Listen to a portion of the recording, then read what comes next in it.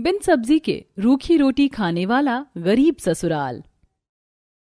अरे रख लो सेजल अनामिका, मत शर्माओ। अरे हम तुम्हारे पड़ोसी हैं, पड़ोसी की मदद नहीं करेंगे तो कौन करेगा। इस पन्नी में पनीर कोफ्ते, दाल, मिक्स वेज, अलग अलग तरह की सब्जी है। आज तो तुम्हारा परिवार जी भरकर रोटी से सब्जी खा सकेगा, वरना हर रोज तो रूखी सूखी रोटी खाकर ही तुम्हें काम चलाना पड़ता है। हमने मना किया है ना कि हमें ये सब्जी नहीं चाहिए। हम गरीब हैं, लेकिन इसका मतलब ये नहीं कि लोगों के जूठन खाकर काम चलाएं। देखा तुमने इन गरीबों का घमंड। एक तो हम इन पर तरस खाकर इन्हें अपनी जूठन दे रहे हैं, और ये है कि इसे ठुकरा रहे हैं। इससे अच्छा तो ये सब्जी हम कुत्तों को डाल देते। तुम तो हमारी जूठन खाने के भी लायक नहीं हो। चलो ये सब्जी कुत्तों को डाल देते हैं। तुमसे अच्छा नसीब तो हमारी गली के कुत्तों का है, कम से कम उन्हें ये सब्जी तो खाने को मिलेगी। मेघा और महिमा की बात सुनकर पार्टी में मौजूद सभी लोग इन दोनों गरीब बहुओं पर हंसने लगते हैं। इतनी जिल्लत होता देख दोनों अपने गरीब घर के अंदर आ जाती हैं। आखिरकार क्यों ये अमीर पड़ोसन इन दोनों गरीब बहुओं की इस तरह सरेआम बेइज्जती कर रही थी, और क्यों ये गरीब बहुएं भी चुपचाप इनकी जिल्लत को सह रही थी। आइए इसे जानने के लिए कहानी में थोड़ा पीछे चलते हैं। ये क्या बिट्टू, आज भी मम्मी ने टिफिन में सिर्फ रोटी दी है? तुम्हारे टिफिन में भी सिर्फ रोटी ही है ना? हाँ पिंकी, मैंने माँ से कहा था कि आज वो हमें लंच में सब्जी दे, लेकिन उन्होंने आज भी सिर्फ रोटी दे दी। लगता है आज भी सिर्फ रूखी रोटी खाकर पानी पीना होगा। ये देखो रोहन, आज मेरी मम्मी ने कितना टेस्टी राजमा की सब्जी बनाई है। तुम्हारे टिफिन में क्या है? मेरी मम्मी ने तो मटर पनीर बनाया है। वो तो कह रही थी कि आज शाम को वो खाने में मिक्स वेज बनाएंगी। क्लास के सभी बच्चों को अलग अलग तरह की खुशबूदार और स्वादिष्ट सब्जियों के साथ रोटी खाता देखकर इन दोनों भाई बहनों के गले से रूखी रोटी का निवाला नहीं उतरता है। छुट्टी होने के बाद दोनों उदास होकर अपने घर आ रहे होते हैं, तो वहीं दूसरी तरफ आज तो आप काफी तरह तरह की सब्जी लेकर आए हैं। काम करिए, मुझे शिमला मिर्च, गाजर, मटर, गोभी, आलू और ये लौकी भी दे दीजिए। अरे बहन जी, आप दोनों भी आकर सब्जी देख लीजिए। काफी ताजी हरी सब्जी लेकर आया हूँ मैं। अरे भाई साहब, आप किन्हें सब्जी लेने के लिए कह रहे हैं? इन्हें, जिनके घर में मुश्किल से महीने में एक बार दाल आती हो। रोज रूखी रोटी खाते हैं, इतनी गरीबी में जी रहे हैं, लेकिन ये नहीं कि ये दोनों भी कहीं कुछ जाकर काम कर ले। एक तो 2 बार तो मैंने इन्हें अपने घर में साफ सफाई का काम देने के लिए कहा, लेकिन दोनों ने मना कर दिया। पैसे भी नहीं है और अकड़ भी दिखानी है।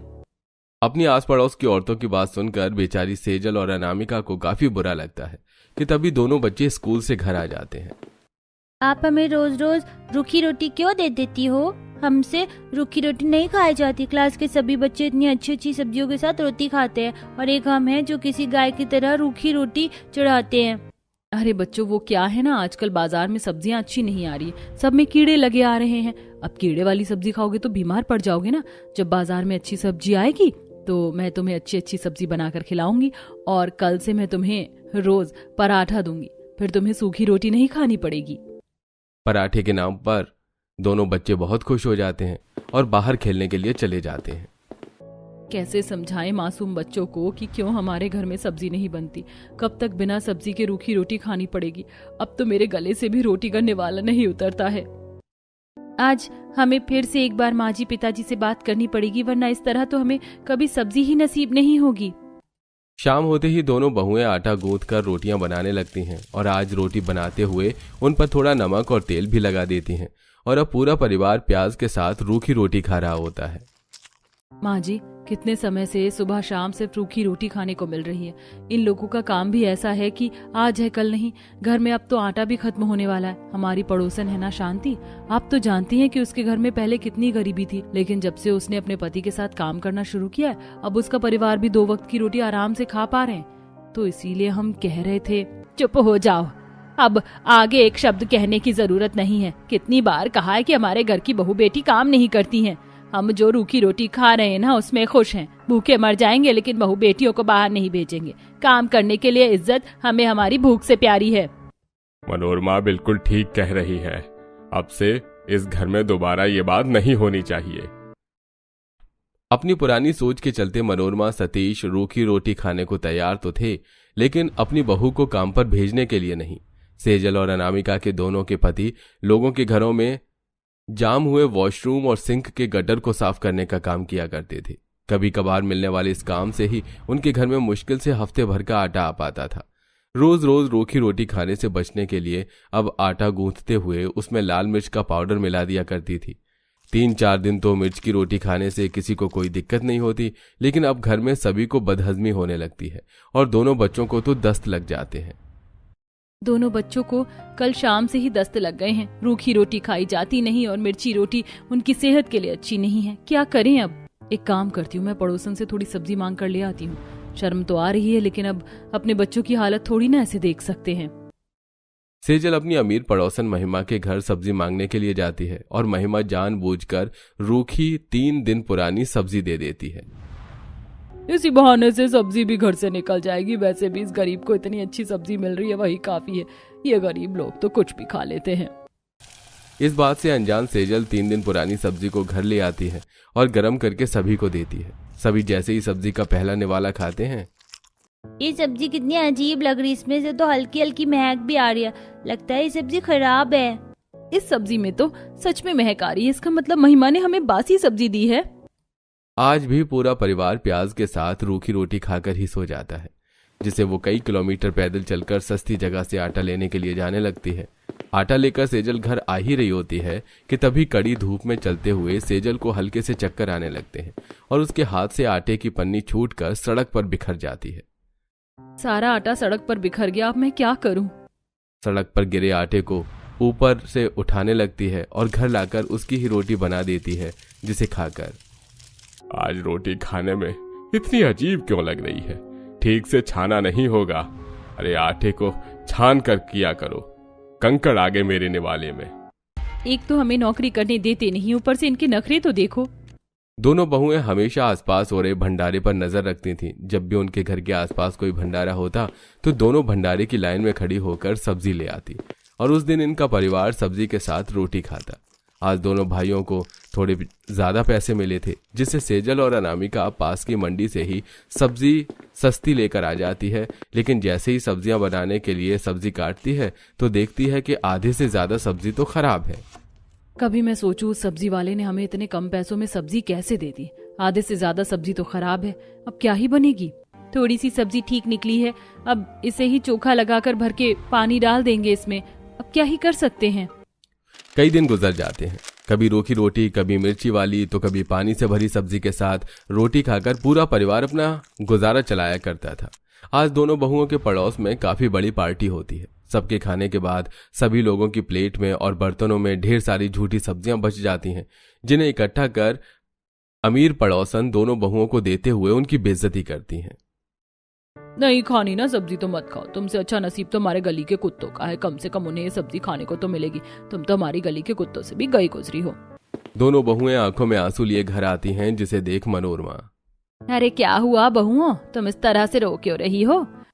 रो नहीं तो क्या करूं? पहले तो सिर्फ ये बात घर तक ही सीमित थी। एक हम लोग हर रोज सूखी रोटी खाते हैं, लेकिन अब तो आस पड़ोस में भी पता चल गई ये बात। पता है आस पड़ोस के लोग हमारा कितना मजाक उड़ाते हैं। आज तो हमारी पड़ोसन अपना और अपने मेहमानों की झूठी सब्जी दे रही थी हमें खाने के लिए। पता है उसने कितने लोगों के सामने हमारी बेइज्जती की है। आपसे कह कहकर थक गए कि हमें नौकरी करने दीजिए, लेकिन आपकी पुरानी सोच कि घर की बहू बेटी नौकरी नहीं कर सकती। अरे आज के समय लड़का लड़की में कोई भेदभाव नहीं है, सब कदम से कदम मिलाकर चलते हैं। जिस घर में पति पत्नी मिलकर कमाते हैं ना, उसमें गुजारा भी अच्छा होता है और बचत भी काफी अच्छी होती है। लेकिन ये बात आप लोगों के कहाँ समझ में आएगी? माँ, पिताजी, ये बात कब से हमारे दिल में थी, लेकिन आप लोगों के सामने हमें कभी नहीं कही। अरे हमारी तरह और भी गरीब मजदूर आदमी हैं, लेकिन उनकी पत्नी भी नौकरी करती है, इसलिए वो आराम से 2 वक्त की रोटी खा पाते हैं। हम खुद चाहते हैं कि हमारी पत्नी हमारे साथ काम करें, ताकि हम लोग कम से कम 2 वक्त की रोटी के साथ सब्जी तो खा सकें। अब जमाना बदल चुका है और हमें जमाने के साथ बदलना होगा, वरना एक दिन जमाना आगे निकल जाएगा और हम रूखी सूखी रोटी खाकर ही मिट्टी में मिल जाएंगे। अपने बहू और बेटों की बात सुनकर आस पड़ोस में हो रही अपनी बेइज्जती और घर में सबकी हालत को देखकर मनोरमा और सतीश को भी अब अपनी सोच गलत लगने लगती है, जिसके बाद अब वो अपनी सोच बदलकर अपनी दोनों बहुओं को नौकरी करने की इजाजत दे देते हैं। अनामिका और सेजल जल्दी ही बड़ी कोठियों में खाना बनाने और साफ सफाई का काम ढूंढ लेती हैं और अब हर परिवार की तरह इनके परिवार में भी 3 वक्त सब्जी बनती है। बहू, कल तुम पांचों की पहली रसोई है और तुम देख रही हो ना, तुम्हारा ससुराल पैसों से भरा है। दीवार पर ये जो पोस्टर देख रही हो और वो जो सजाने की चीज देख रही हो ना, ये सब मैंने पैसे देकर बनवाए हैं। और मैंने तो पैसों से अपने कमरे के लिए चादर भी बनवाया है। बहुत जल्द तुम्हें वो भी दिखाऊंगी। माँ जी, माना कि मेरा ससुराल पैसों से भरा है, पर मुझे लगता है कि हर सजावट की चीज पैसों की बनी रहना सही नहीं है। बहू, अभी तुम इस घर में आए हफ्ता भर भी नहीं हुआ है और तुम अपनी सास से जुबान चलाने लगी। मुझे अपने पैसों से क्या करना है और क्या नहीं, ये काम तुम बस मुझ पर छोड़ दो। आशा की बातें सुनकर पांचों बहू का मुंह बंद हो जाता है और वो पांचों बहू अपने कमरे में जाने लगती हैं। तो उनकी नजर दीवार पर टंग रही घड़ी पर पड़ती है, जिसका फ्रेम पैसों से बना था। यहाँ तक कि घर के पर्दे भी पैसों से बने थे और घर में कुछ ऐसी महंगी कीमती चीजें थीं जो काफी महंगी थी। ये देख पांच बहू आपस में बातें करती हैं। माँ जी ने पैसों से घर की सजावट के सामान बनवा रखे हैं और इतनी महंगी चीज घर में रखवा रखी है। माँ जी को डर नहीं लगता कि कभी उनके घर में चोरी हो गई या कोई हादसा हो गया तो उन्हें कितने पैसों का नुकसान हो जाएगा। कविता, हमें यहाँ आए अभी एक दिन भी नहीं हुए और माँ जी पिछले 25 सालों से इसी पैसों से भरे घर में ही रह रही है। उन्होंने ऐसे ही ये सारी चीज नहीं बनवा कर रखी है, जरूर कोई सेफ्टी भी होगी। पैसों से भरा ससुराल देखकर पांचों बहू बहुत खुश होती हैं और अगले दिन वो अपनी पहली रसोई करती हैं, जिसमें आशा अपनी 5 बहू को उनकी पहली रसोई की नेक में एक एक को 1 लाख रुपए कैश इनाम देती हैं। ये है तुम्हारी पहली रसोई का इनाम, 1 लाख रुपए। आराम से गिन लेना, 1 रुपए कम नहीं मिलेंगे। माँ जी, इतने पैसे तो हमने कभी सपने में भी नहीं देखे और आपने हमें नेग के तौर पर दे दिए। हम इन्हें कैसे संभाल पाएंगे। बहू, ये तो बस अभी शुरुआत है। मेरे जाने के बाद तुम पांचों को ही तो अपने पैसे से भरे ससुराल को संभालना है। अब जाओ, इन पैसों को अपने कमरे में संभाल के रख लेना। अपनी पहली रसोई का नेक लेकर पांचों बहू अपने कमरे में चली जाती हैं। इसी तरह कुछ महीने गुजर जाते हैं और एक दिन जब पांचों बहू घर में काम कर रही होती हैं तो गलती से बबीता से एक काफी महंगा शोपीस गिर जाता है और वो टूट जाता है। हे भगवान, तुम पांचों ने इतना महंगा शोपीस तोड़ दिया। जानती भी हो ये मैंने चीन से मंगवाया था पूरे 1 करोड़ का। पर माँ जी, मैंने तो सुना है चीन की हर चीज डुप्लीकेट होती है। चले तो चांद तक, ना चले तो रात तक। इस पर इतना पैसा खर्च करने की क्या जरूरत थी। अच्छा, तो अब तू मुझे बताएगी कि कौन सी चीज चांद तक और कौन सी चीज रात तक चल सकती है। माना कि हमारे पास पैसों की कमी नहीं है, पर मैं इतनी अच्छी नहीं जो अपना इतना नुकसान सहूं। आज गलती कर दी तो कर दी, आइंदा से गलती नहीं होनी चाहिए। अगर अब गलती करी तो मुझसे बुरा कोई नहीं होगा। आशा अपनी 5 बहू को फटकार लगाकर वहां से चली जाती है।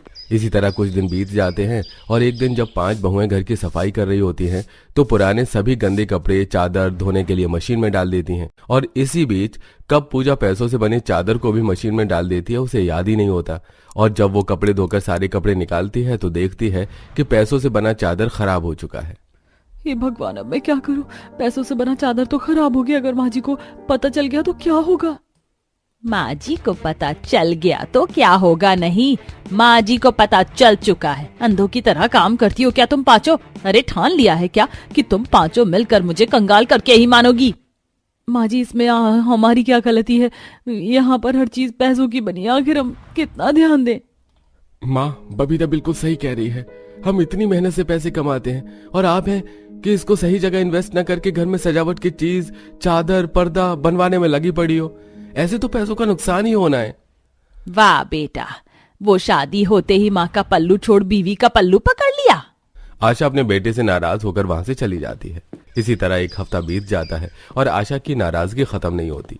और जब आशा को यह पता चलता है कि उसके 5 बहू गर्भवती हैं और उनका 4था महीना लग चुका है तो उसकी सारी नाराजगी भी खत्म हो जाती है और वो खुद अपनी बहू के लिए एवोकाडो और ड्रैगन फ्रूट्स जैसे महंगे फल लेकर आती है।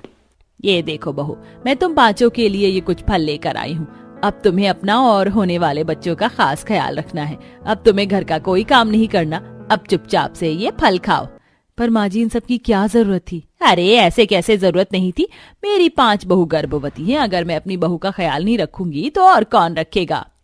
इस तरह आशा अपनी सारी नाराजगी भूल जाती है और अब अपनी बहू को डांटने के बदले उनकी फिक्र करती है और अपने हाथों से उन्हें खाना खिलाती है। अपनी सास का इतना प्यार देखकर 5 बहू बहुत खुश होती हैं।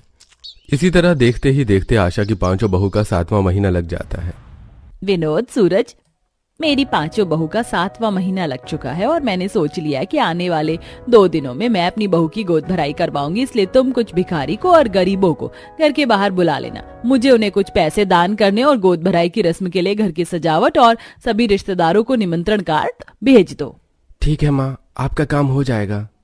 माँ जी, हमने कभी सपने में भी नहीं सोचा था कि हम पैसों से भरा ससुराल हमें मिलेगा जहाँ हमारी गोद भराई होगी। आप दुनिया की सबसे अच्छी सास हैं, पर मुझे लगता है कि ये फिजूल खर्ची आपको थोड़ा पैसों को बचाना चाहिए। माँ जी, खुले हाथों से उड़ाना नहीं चाहिए।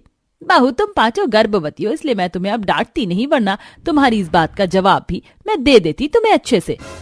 तुम पांचों गर्भवती हो, बहुत जल्द इस घर में बच्चों की किलकारी गूंजेगी और तुम कह रही हो कि मैं पैसे देखूं। आशा अपनी बहू की एक नहीं सुनती और वहां से चली जाती है। देखते ही देखते 2 दिन बीत जाते हैं और गोद भराई का दिन नजदीक आ जाता है। और गोद भराई वाले दिन आशा अपनी 5 बहू के लिए डायमंड का हार और 1 लाख रुपए की ड्रेस लाती है और घर आए मेहमानों के सामने नोटों की गड्डियों से अपनी 5 बहू की सबसे पहले नजर उतारती है और 1-1 लाख रुपए गरीबों को दान कर देती है। तुम गरीब लोग भी क्या याद रखोगे? तुम्हें दान में किसी ने 1 लाख रुपए दिए, अब जाकर अपनी गरीबी खत्म करो और ऐश करो। माँ, मुझे लगता है कि आपको ज्यादा ही खर्च कर रही हो, ऐसे तो हम रोड पर आ जाएंगे। क्यों बेटा, क्या तुम कमाते नहीं हो? अपनी माँ की यह बात सुनकर आशा के 5 बेटे चुप हो जाते हैं, जिसके बाद गोद भराई की रस्म शुरू होती है और आशा घर आई सभी मेहमानों के हाथों में 50,000 रुपए देती है। और जो कोई भी गोद भराई की रस्म करता है और बहू के गोद में नारियल गहने फल देता है, उसके साथ 50,000 भी देती हैं। मानना पड़ेगा बहन, पैसे की कमी नहीं है सच में तुम्हारे पास। हम तो शादी में भी पैसे खर्च करने में सोचते हैं और तुमने अपनी बहू की गोद भराई में करोड़ों रुपए खर्च कर दिए। बहन, ये कंजूस गरीब करते हैं, अमीर नहीं, और मैं नहीं चाहती कि मेरी बहू की गोद भराई में कोई भी कमी हो। मेरी बहू को 1000-2000 दे, इसलिए मैंने तुम लोगों को इतने पैसे दिए और अभी तो मुझे भिखारी में भी 1000 रुपए देने हैं और कुछ सोना भी दान में देना है। इतना बोलकर आशा घर के बाहर जाती है जहां भिखारी की लाइन लगी होती है और अब आशा सभी भिखारी को 1000 रुपए के साथ कुछ सोना दान में देती है।